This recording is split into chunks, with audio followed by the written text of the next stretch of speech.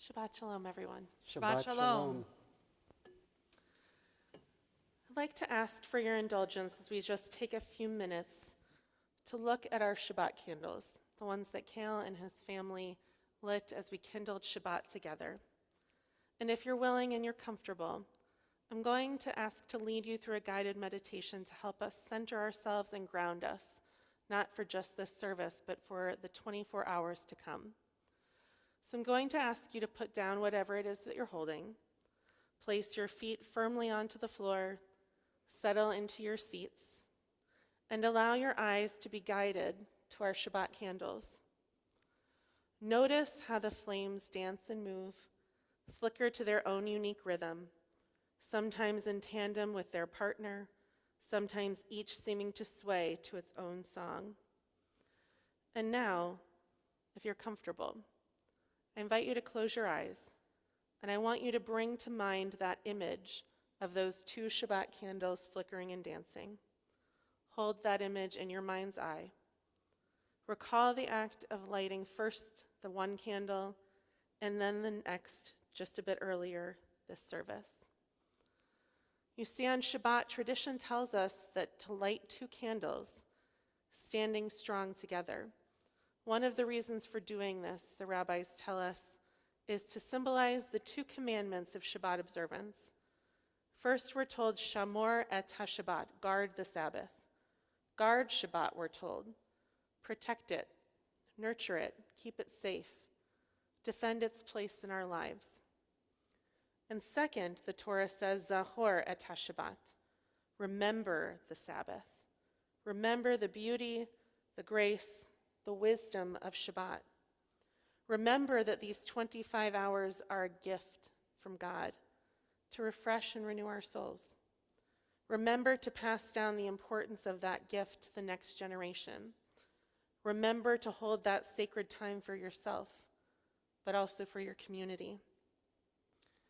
And so tonight on this Shabbat, I'd like for you to think about one of those candles that you're holding in your mind to represent you, your own individual needs and goals and desires.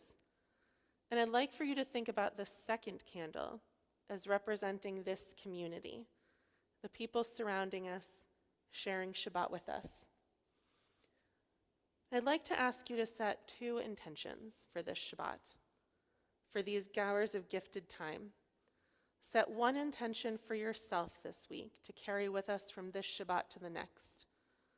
Focus on what you need from Shabbat, what you want from this time that's set aside as sacred from the rest of the week. And then set a second intention for this community.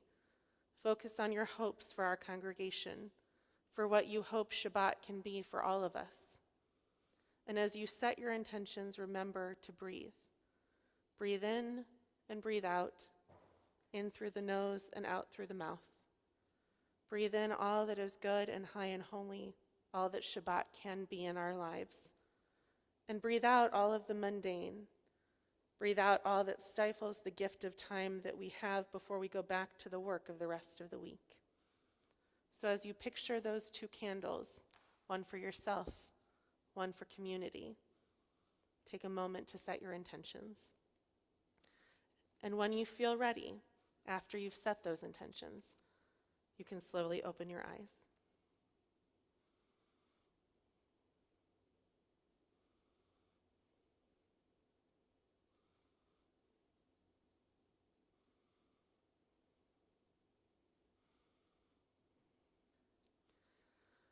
I hope that you've taken some time to set beautiful and meaningful intentions for yourself and for our community.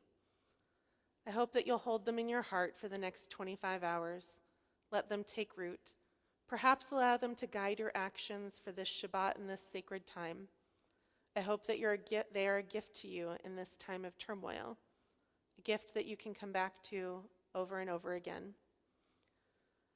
Now, you might be wondering why it is that I took this time to guide us in this intention setting. There are, as you might imagine, several reasons. First, this is a practice that I need for Shabbat, and I'm guessing that some of you might need it too. In the chaos and the turmoil and the devastation of the week, This is a centering practice that can ground us. And the second reason is that I wanted to give you just a taste of some of the things that we do at our Temple Israel 6th grade family retreat. Last Shabbat, I had the immense gift not only of celebrating Shabbat, but of spending it with our 6th grade families at our annual retreat at Lead Lodge in Nebraska City. And Evan, who's sitting right back there, got to participate with us this year. Every year, we begin by celebrating Shabbat together. And the exercise that I just led you through is a modified version of what we do to welcome Shabbat together. We open our time by kindling the lights of Shabbat, but before we do that, they, like all of you, work to set intentions for both our Shabbat together, for both themselves and what they hope to get out of the retreat, and also for the community that we are building during those 25 hours. The 6th grade retreat is full of beauty, and it's hard to put into words the meaning that our students and their families find in it. But never fear, I'm a rabbi, and words are kind of my thing, so I'm going to try.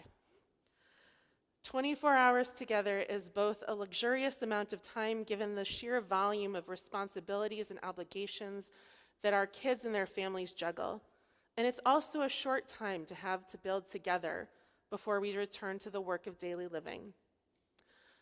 But I've learned that retreat time is a bit like camp time or youth group convention time. When you're in it, it somehow seems longer than it really is, allowing itself to be molded into exactly what it is we need. I've had the gift of leading our families in this retreat since my first year here at Temple Israel, so trust me when I say the following.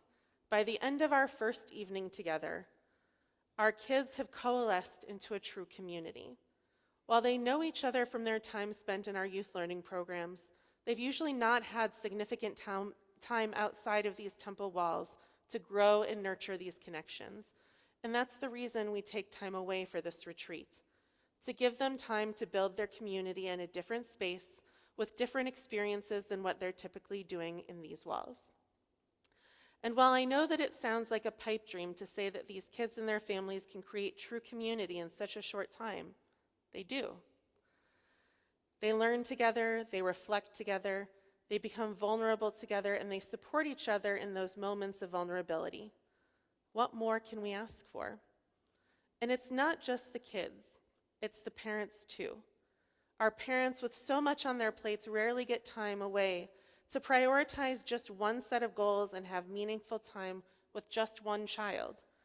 So our time together is intentionally builds in substantive opportunities for deep discussions between a parent and their child. During this time together, our families engage in experiential tefillah for Shabbat morning.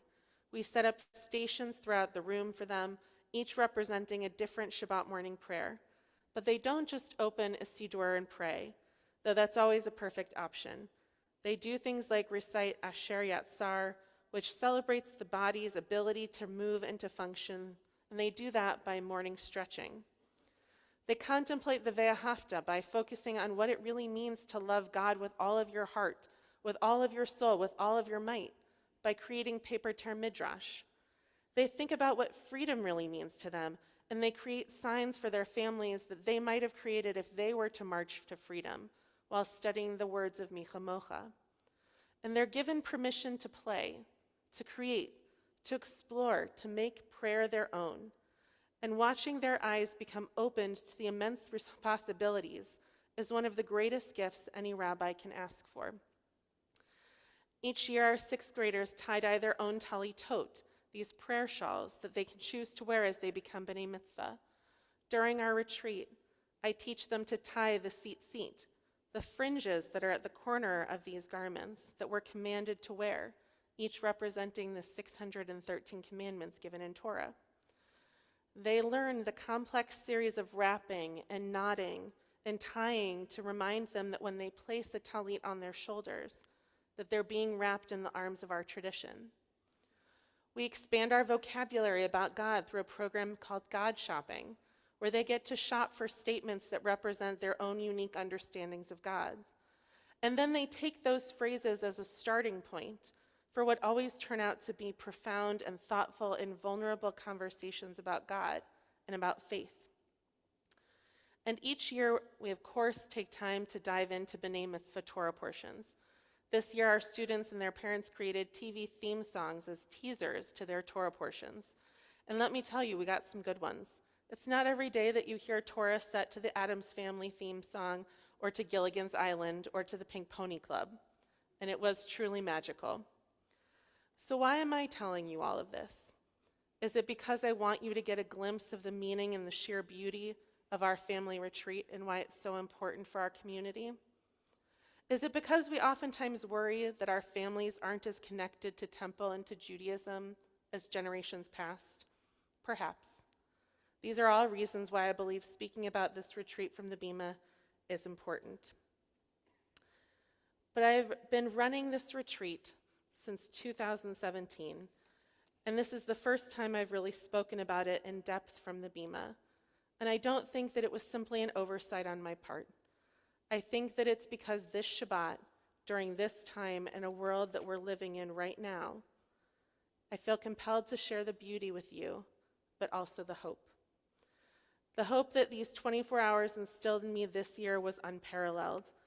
I needed that hope, and it came at the right time. I needed to latch on to the meaning and the learning and the growth. I needed to latch on to the s'mores that we roasted with stories that each child told around the campfire.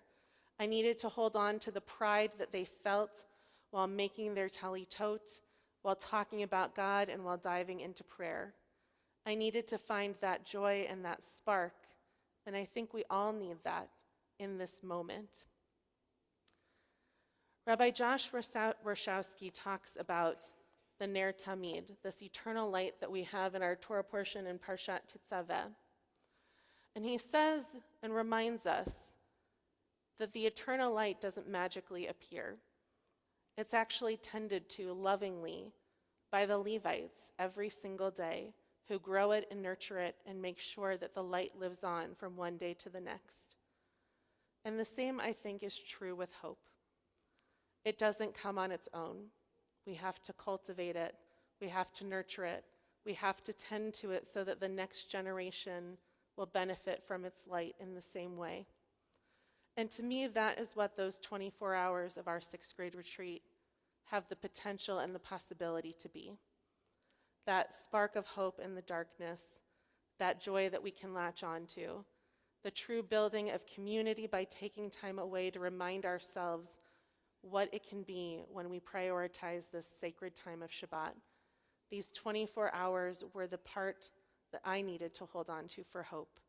And if you're ever searching for hope, I invite you to think about the ways that you can prioritize that time to tend to the fire, to make sure the eternal flame continues to light our bima each and every week. Shabbat shalom, everyone.